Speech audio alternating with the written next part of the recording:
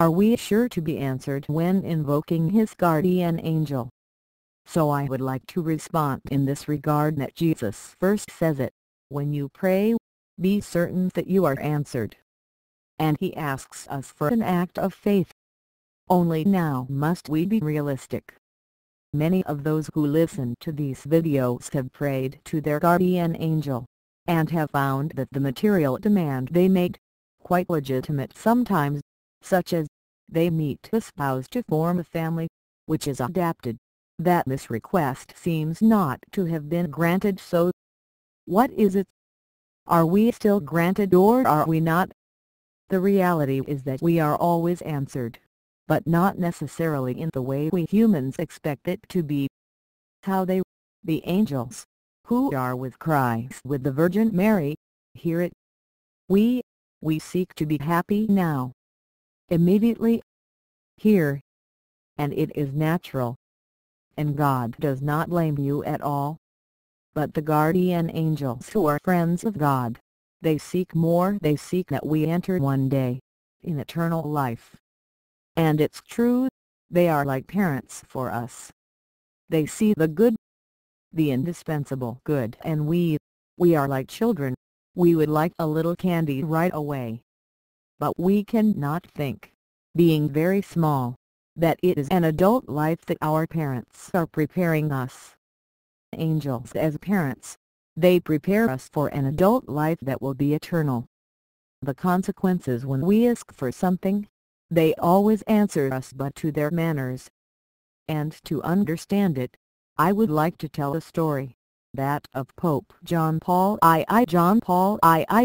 I went to see him with the community that I was part of in the 80s, and he told us verbatim, it seems that he repeated it to everyone, that during his attack in St. Peter's Square in 1981, he had seen with his eyes the angel of Fatima, who had diverted the ball. And it was so upset that he decided to put this bullet in the crown of the Blessed Virgin of Fatima, and he kept saying that all the time. He then wrote an encyclical on suffering. I always wondered, if the angel of Fatima turned the ball away, why did she divert it by striking it all the same? He survived, but he suffered a terrible martyrdom. He never recovered from his illness to the point that it can be said that he died prematurely of a Parkinson's disease that had just been transfused, which had contaminated his body somewhere. The angel of Fatima could, therefore, divert the ball completely. He did not do it. And the explanation is simple. We and Pope John Paul II also hoped that the angel saved his life, and in fact, his life was saved.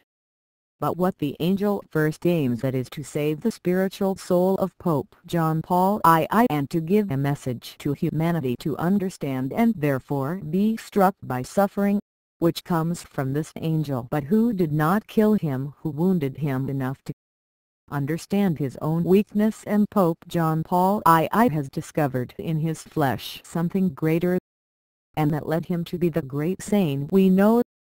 So this being said, people will be afraid, saying to themselves, we will not pray the guardian angel. He will send us a misfortune that will get us eternal life, but what I want is that my son be healed, that my daughter does not fall on a pervert-like husband, etc. In fact, the angels and the Virgin Mary know perfectly well our legitimate desires to be happy on earth. And of course they also answer us on this point. So obviously the angels themselves have a nature more than an father. And in this case we must also go through the Virgin Mary, who is a mother, who has gone through earthly life, who knows exactly what it is, and who, on our main request to be happy now on certain legitimate points, will be able to answer us and put the dose of education and therefore sometimes of cross that it is necessary, but perhaps less strong than John Paul II lived. And when I say less, it does not mean less effective, because the Virgin Mary, through her maternal arm, also leads us to eternal life. But, in a way more adapted to our sensitivity. Poor fragile beings,